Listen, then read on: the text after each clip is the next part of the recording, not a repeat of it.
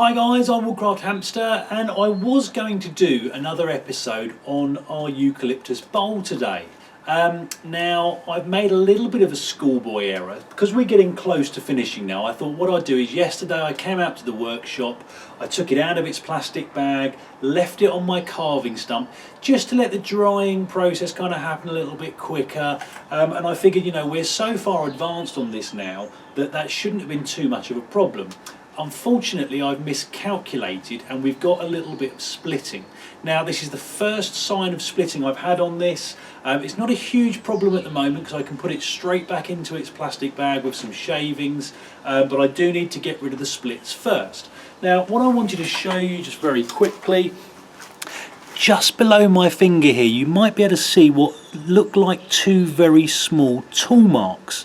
They are actually the splits. I'm not sure how well that's focusing there. If I try moving it around a bit, you might get a better idea. But these are actually quite deep splits. And the reason these happen is that there's still a lot of moisture in this bowl and it's trying to force its way out. Now when you leave it in your plastic bag, it slows that process down because the moisture sort of congregates in the bag, if you like. So what I'm going to do in order to try and salvage this, and it is still perfectly salvageable, so I'm kind of almost glad but not quite glad that it's happened, just so I got the opportunity to show you this. What I need to try and do is thin down some of these thicker areas to try and help prevent the splitting. So what I'm going to do, I'm going to grab my gouge, I'll bring the camera a bit closer in, and we'll just start trying to take down some of this excess wood. Right then guys, so I've just marked up the area that we're going to start working on where the two cracks are, just for your benefit more than anything else. And using my gouge, I'm just going to come in slightly above and start working down.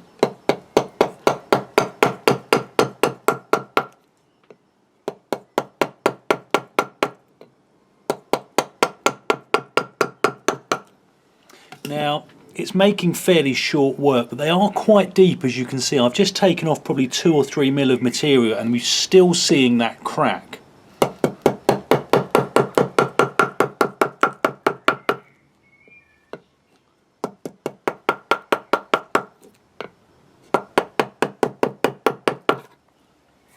So what I'm going to do, whilst I'm working on this area, I'm going to start bringing it round because we need to do this the whole way around, really.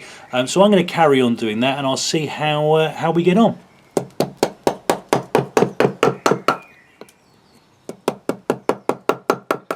Right then guys, so this was the area in which we had the cracks and I've now completely carved them out, and that's what you need to do here. You have to carve well past the crack to make sure that it doesn't start to reoccur. I mean, there is a chance that it will do anyway, but you know, that's the chance you take when you're carving green wood. One other thing I did want to say before I move on, and I'm just going to continue this all the way around the bowl but hopefully by the end of this episode, but what I wanted to say, especially when you're using a gouge on a piece of work like this, once you have used your mallet just to get the channel that the gouge carves in started, if you don't want to continue doing that, but you don't want to put too much pressure on, you don't want to risk splitting something off, once you've got that channel in, or you know, a section of those channels, you can actually move over and then do it freehand.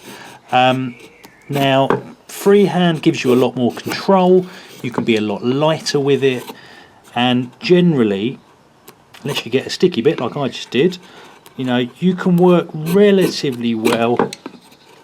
Obviously you'll get caught up at the ends occasionally, which is fine, you know, you're going to get little bits down here, but as far as cutting a nice sort of continuous flowing cut, it's very easy to do that freehand. The issue being, if I just turn this round, so this is a bit we haven't started any work on yet, and if I try and do that here, I mean, it kind of works, but it's wanting to slip off, especially when I start coming down the sides here. So really what you want to be doing, use your mallet, just get those cuts in like so, and once that cuts there, the gouge is much more responsive to sort of very light pressure just being pushed down by hand. So anyway, as I say, I'm going to carry on all the way around the bowl. I won't bore you with all of this, and I'll come back once we've made a bit more progress.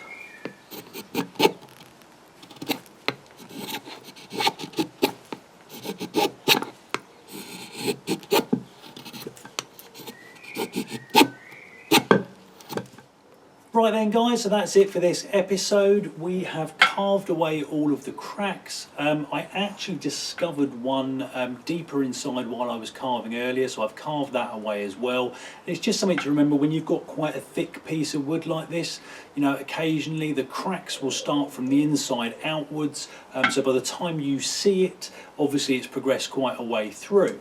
I'll give you a quick close-up. And this is actually feeling a lot lighter already. I mean, I still want it to be a fairly chunky bowl, so I don't want to remove too much if I can avoid it. I'll probably need to tidy down these sides, and I'll do that probably off camera to be fair.